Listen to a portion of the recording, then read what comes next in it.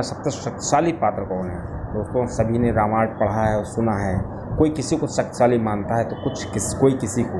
दोस्तों कुछ लोग ऐसे होते हैं जो अपने फ़र्ज़ को तवज्जो देते हैं। कुछ लोग रिश्तों के, दो तरह के लोग होते हैं, और कुछ लोग अपनी प्रजा और देश प्रेम की खातिर उसकी वफादारी के कारण अपने आप को खलनायक बना लेते हैं।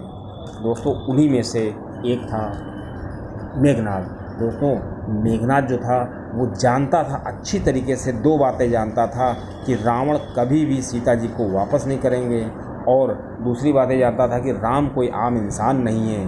वो ये तब जान पाया जब श्री लक्ष्मण जी को शक्ति लगी थी। दोस्तों इसके बावजूद वो रावण को समझाने गया कि वो श्री सीता जी को वापस कर दे। श्री सीता जी कोई साधारण स्त्री नहीं है दोस्तों, लेकिन रावण जिद्दी था। उसने श्री सीता जी को वापस करने से मना कर दिया और रावण को आदेश दिया, मेघनाद को आदेश दिया कि जाओ और युद्ध की तैयारी करो। दोस्तों आज मैं बात करता हूँ कि क्या मेघनाद सबसे शक्तिशाली था, और अगर वो शक्तिशाली था तो क्यों था। दोस्तों अगर आपको चैनल अच्छा लगे ज़रूर सब्सक्राइब करिएगा। दोस्तों भगवान श्री राम और श्री लक्ष्मण जी जो हैं वो अच्छी तरीके से जानते थे कि जो मेघनाद है उसके पास कितनी शक्तियाँ हैं। दोस्तों रावण जितना शक्तिशाली था उतना ज्ञानी भी था। उसको इच्छा हुई कि एक ऐसे पुत्र की चाहत की उसने कि जो ज्ञान और वैभव से, ऐश्वर्य से परिपूर्ण हो। दोस्तों उसने अपने ग्रहों को इस तरह से स्थापित किया कि उसको उनके प्रतिकूल जो है पुत्र की सपूत की प्राप्त हो। दोस्तों उसके सारे ग्रह तो उसके पास थे, इसलिए उसने मनचाहा पुत्र प्राप्त कर लिया। दोस्तों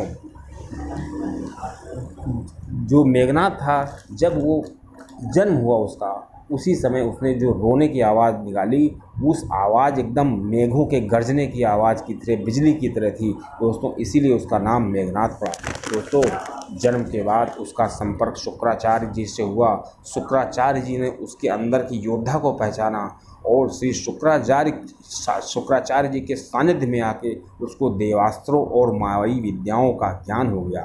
दोस्तों जब वो देवास्त्रों और मायावी विद्याओं से लैस हो गया तो अक्सर वो रावण के साथ युद्ध पे जाया करता था। दोस्तों एक बार रावण का और देवों का युद्ध हुआ।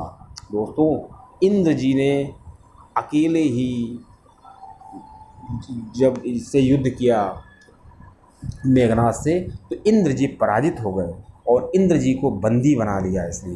दोस्तों ये चीज़ जब ब्रह्मा जी को पता चली तो ब्रह्मा जी तुरंत इसके पास आए और इंद्र जी को छोड़ने के लिए कहने लगे। तो इंद्र जी ने उससे कहा कि तुम इनको छोड़ दो और तुम जो चाहो मुझसे मांग लो। दोस्तों जब इसने अमरता का वरदान मांगा तो श्री इंद्र जी ने मना कर दिया, कहा अमरता तो नहीं दे सकते, लेकिन तुम्हें किसी भी युद्ध को करने से पहले अपनी देवी जी को जो है उनसे तपस्या करनी होगी, उनका ध्यान करना होगा और उनकी आराधना करनी होगी, लेकिन तुमको कोई हरा नहीं सकता है। और दोस्तों ब्रह्मा जी ने उसको इंद्रजीत की उपाधि दी थी। दोस्तों अब बात करते हैं जब इसकी लड़ाई होने लगी तब जो रावण जो था हार गया था, और रावण की हार के बाद कुंभकर्ण की जब मौत हो गई उसके बाद इंद्रजीत ने आए और श्री राम जी की सेना में कोहराम मचा दिया।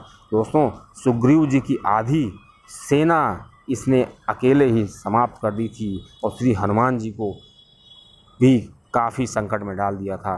दोस्तों श्री भगवान राम को भी हरा दिया था और श्री लक्ष्मण जी को 2 बार बेहोश किया। और दोस्तों श्री लक्ष्मण जी जब बेहोश हो गए तो हनुमान जी तुरंत गए वहाँ से हिमालय पर्वत से संजीवनी बूटी लेकर आए और श्री लक्ष्मण जी को जीवित किया।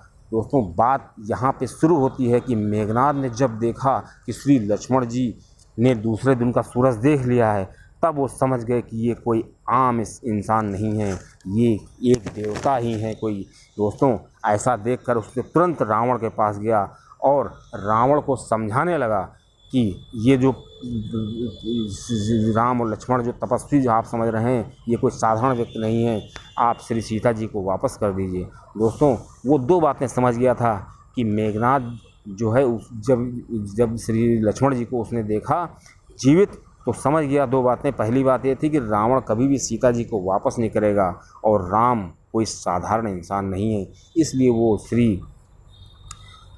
रावण के पास गया और अपने पिता को समझाने लगा कि आप इन सीता को वापस कर दीजिए। लेकिन दोस्तों रावण जो था अडिग था अपने फैसले पर कि वो कदापि वापस नहीं करना चाहता था। दोस्तों इंद्रजीत जो था अगले दिन मारा गया श्री लक्ष्मण जी के द्वारा, लेकिन उसने अपने पिताजी का जो आदेश था उसका पालन किया। दोस्तों वो रिश्तों में बंधा, वो रिश्तों को महत्व देता था, वो अपने पिता को मुक्ति से ज़्यादा महत्व देता था। दोस्तों जब वो मंदोदरी जी के पास गया था तो मंदोदरी जी जो है उन्होंने कहा कि मुक्ति तो अकेले ही प्राप्त होती है, तुम अकेले शरण में जा सकते हो। लेकिन दोस्तों उसने मंदोदरी जी से अपनी माँ से कहा कि मैं पिताजी की आज्ञा और पिताजी के लिए मैं मुक्ति को भी त्याग सकता हूँ। दोस्तों इससे पता चलता है कि वो अपने पिता अपनी पितृभक्ति को सर्वोपरि रखना चाहता था। दोस्तों बात आती है कि इंद्र जो है बलशाली था, सबसे ज़्यादा बलशाली था। तो दोस्तों एक चीज़ आपको बता दें कि आदिकाल से लेके आज तक परशुराम जी के बाद केवल इंद्रजीत ही एक ऐसा योद्धा था उसके पास इतने घातक अस्त्र थे, जैसे श्री शिव जी का पशुपात अस्त्र और श्री ब्रह्मास्त्र अस्त्र और वैष्णो अस्त्र। दोस्तों ये अस्त्र जिसके पास होते हैं वो कोई साधारण पुरुष नहीं हो सकता, साधारण योद्धा नहीं हो सकता है। दोस्तों यहाँ तक कि लोग यहाँ तक कहते हैं कि मेघनाद को इन्हीं शक्तियों की वजह से अति महारथी की उपाधि प्राप्त थी। दोस्तों उसके पास ऐसी शक्तियाँ थीं कि श्री राम जी जो है वो भी एक बार चक्कर में पड़ गए थे। दोस्तों जो रथ वो उसका जो रथ था मेघनाद का वो अदृश्य हो जाता था क्योंकि उसके पास मायावी शक्ति थी। दोस्तों आपको बता दें कि इसकी जो पत्नी थी सुलोचना वो वासुकी नाग की पुत्री थी। दोस्तों इस तरह से जो श्री लक्ष्मण जी थे वो उसके ससुर हुए और जो सुलोचना जी थी वो उसकी पुत्री थी लक्ष्मण जी की। दोस्तों तो पितृभक्ति के आगे उसने सब कुछ त्याग दिया। दोस्तों तो इसमें कोई शक नहीं रह गया है कि जो मेघनाद था या उसको इंद्रजीत कह लें वो सबसे ज़्यादा शक्तिशाली रामायण का योद्धा था। दोस्तों इसमें कोई शक नहीं है। दोस्तों मेघनाद जो था उसके बल की तुलना कर्ण से भी की जाती है कि इन दोनों में कौन शक्तिशाली था। दोस्तों मेघनाद और कर्ण की तुलना करने के लिए पहले कर्ण के बारे में जानना ज़रूरी है कि कर्ण के पास कौन सी शक्तियाँ थी। दोस्तों इस पे मैंने एक अलग वीडियो बनाई है, आप उसमें जाके देख सकते हैं।